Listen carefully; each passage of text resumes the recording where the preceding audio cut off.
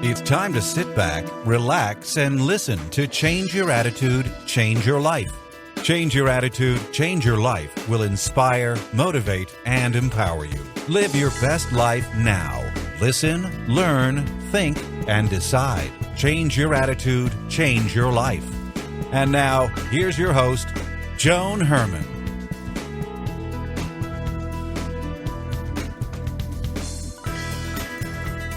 Welcome to Change Your Attitude, Change Your Life.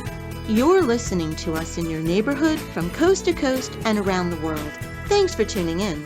I'm Joan Herman, author, speaker, and your host. Change Your Attitude, Change Your Life brings you interviews with some of the most inspirational and influential people in the world. It's our goal to educate and empower you so you can live your best life now. Thank you for taking time for yourself, and thank you for letting us be a part of your life. We have another great show for you today. Joining me today is William Paul Young, the author of The Shack, Crossroads, and the soon-to-be-released novel Eve. Paul has suffered tremendous loss in his life, and he struggled to live with an underlying shame that ran so deep it threatened his sense of sanity. He's here to discuss the potency of love and forgiveness, the road of reconciliation, the surprises of transformational healing, and the unexpected emergence of joy. Welcome, Paul. Thanks for joining us today. Thanks, Joan. It's an honor to be with you. Well, Paul, it's great to have you back on the show. You were here about 2 years ago, and when you were here then, we talked about your book, The Shack, and how it came to be, and you shared some of the amazing stories that surround the book. But today, I want to discuss your story. You've described the book, The Shack as representing the human soul, the heart of a human being, and it's the house on the inside of all of us that the people around us help us build, the good and the bad. So you've experienced many challenges in life. You've had issues with your father, sexual abuse, identity issues. How did those experiences create the person that you were, the one that you described as being broken? Oh, boy. Great question. The experiences that we have growing up, they can't help but shape us.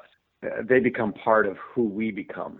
It doesn't validate the losses. It doesn't justify the things that are stolen from us, but it is incorporated into who we become. And our responses to them have a huge impact on how that will then play out in our lives and then in our relationships around us. All of these things, especially I think losses, have a profound impact on us. And then our lives become an expression of the choices that we make around that, especially with regard to the relationships that matter to us and that we allow into that space. Because I think it's, much of our healing comes through relationships, like much of our damage comes through relationships. And I know there was a time when you walked that line between giving up and surviving, and I know that feeling. So what happened to you? How were you able to get through that? Because there's so many people, Paul, that don't get through it. So what was it that you did? Oh, one is I let go of control, which is a really hard thing to do. When you have lost the ability to trust anyone, whether it's God or the people around you or both, safety becomes paramount and everything is about control. And at some point, you have to let it go. You have to begin to trust someone. And for me, and I think this is true for a bunch of us, is that suicide is sort of the last way to run away. It's not actually hitting the bottom. People think it's hitting the bottom, but it's not for a bunch of us. We are so used to running away from relationships, if not physically leaving, mentally, emotionally, vacating the relationship in one sense or another. And so everything becomes about safety and leaving.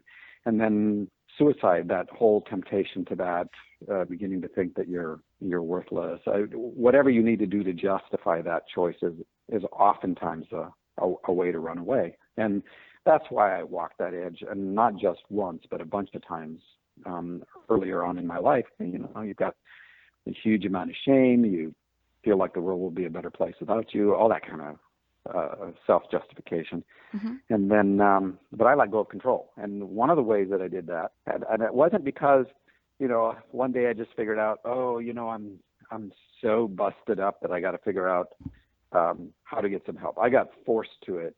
It was either face my stuff and do the work or run, and suicide was the fundamental way to run. And I opened up the Yellow Pages and I looked up the category called counseling, and I started with the A's and worked my way down through until something caught my eye. And that's where I found some help. The other thing is that I began to let family and friends into my world, which was incredibly hard to do. And you end up just putting one foot in front of the other day by day as you begin to walk through. But it requires authenticity, it requires honesty, it requires truth telling, it requires letting go of all the secret places and the lies and the manipulation of relationships. All of that becomes part of that journey, and hard work, worth the work, but really difficult and arduous.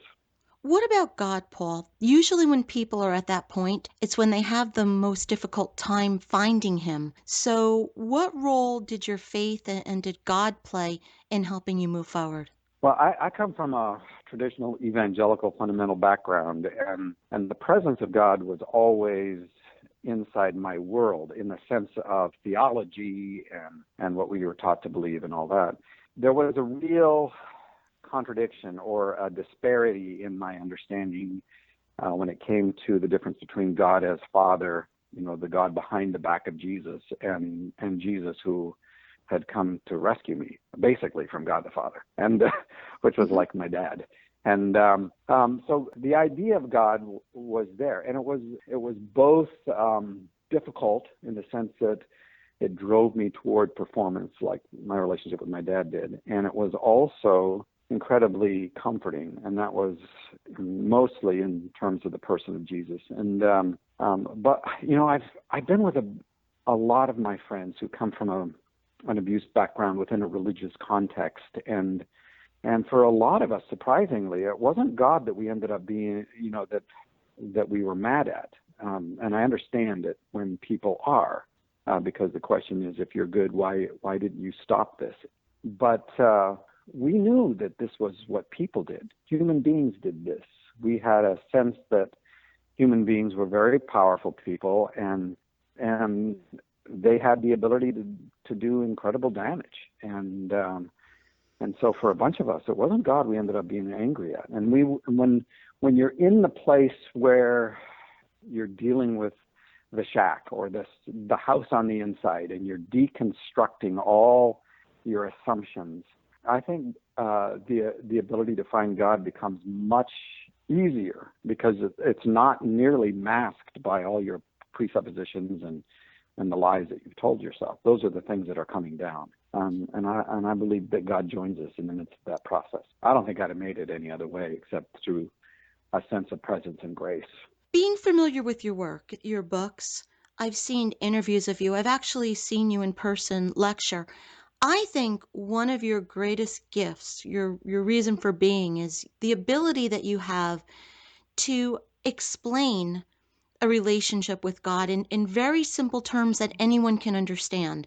So for someone who is really searching, for someone who's desperate, how can you explain the love that you've come to know, that you share with us? How can you explain that love to someone?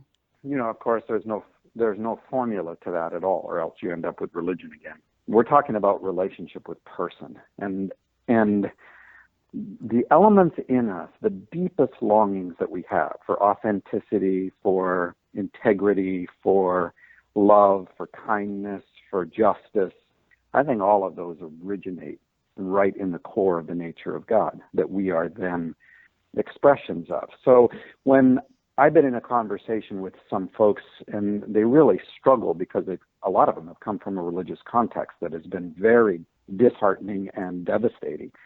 And so, my question, I love to ask questions because it helps us get into the world of other people. And one question is, so tell me what you do believe in.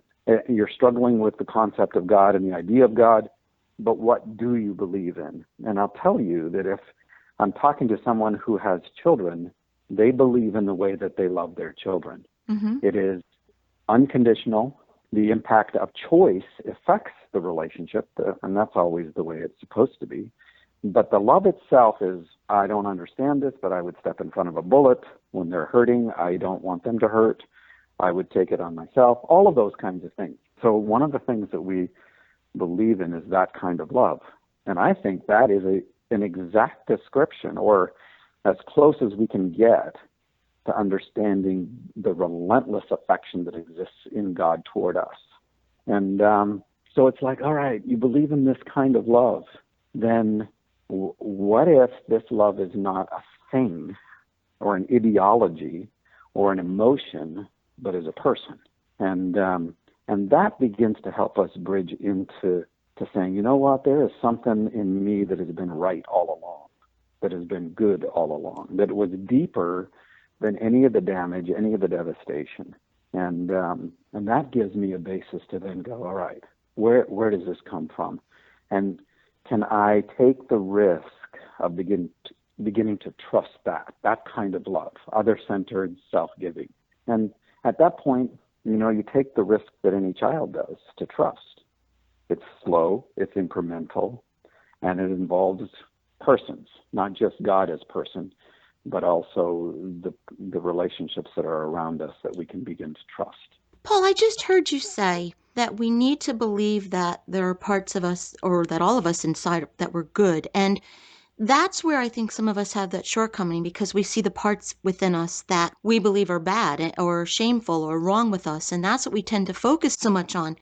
And I've heard you say that shame destroys one's ability to distinguish between a value statement and an observation. How did that impact your life? And what is it that we're actually hearing because of those feelings we have inside? Yeah, that's such a great question. So let me give you a simple illustration, and it's probably one you've heard before. But when Kim and I were first married, and Kim is Minnesota, North Dakota, salt of the earth person. She is from a huge family.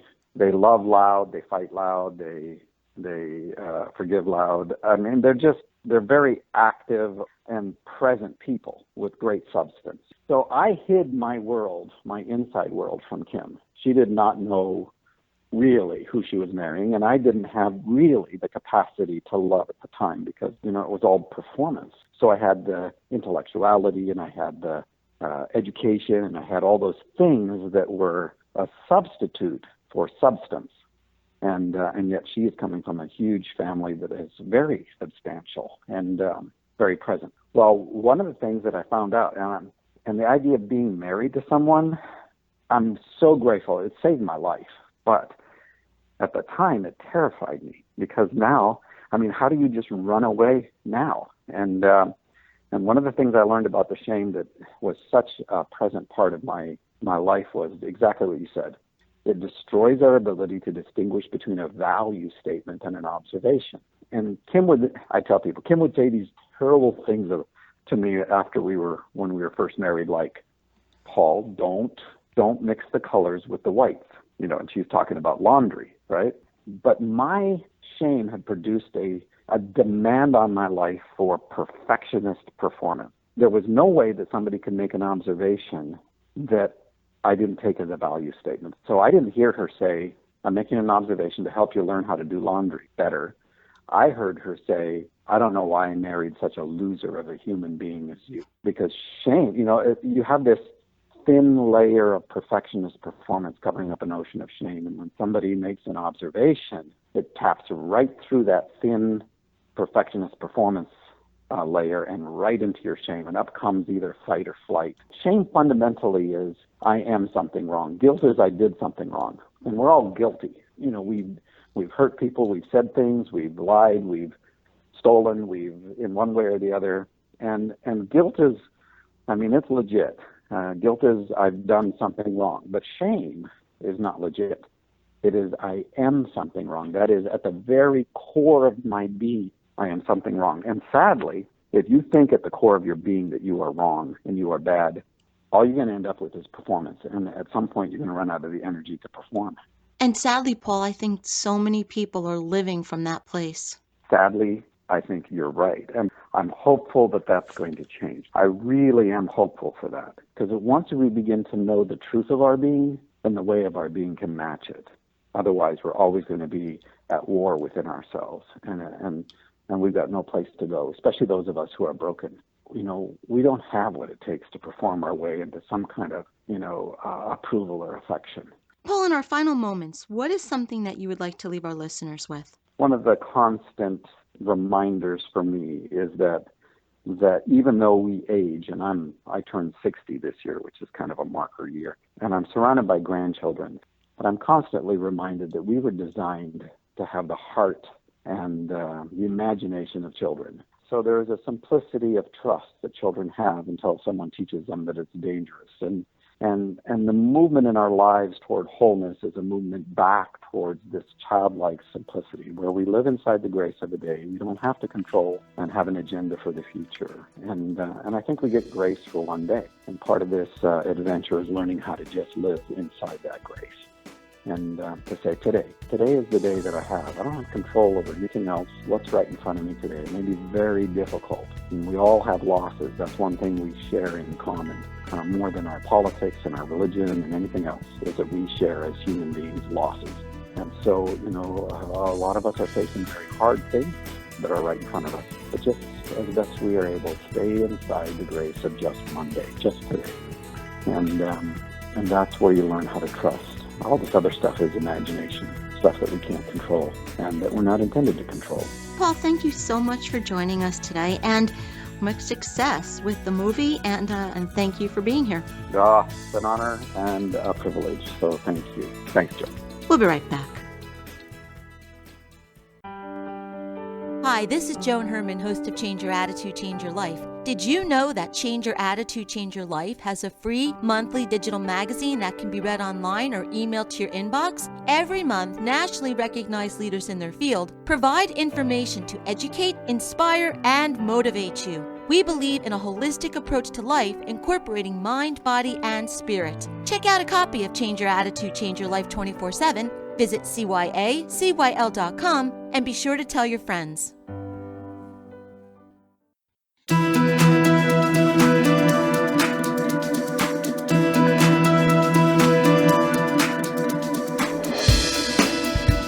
Thank you for joining us today. We hope you found the show informative. At Change Your Attitude, Change Your Life, we believe that knowledge is power.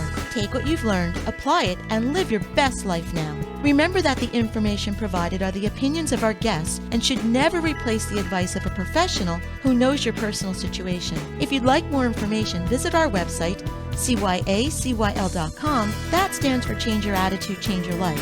While on the site, listen to past shows on demand, read the digital magazine, and be sure to follow the show on Facebook and Twitter. Until next time, this is Joan Herman. Thanks for tuning in.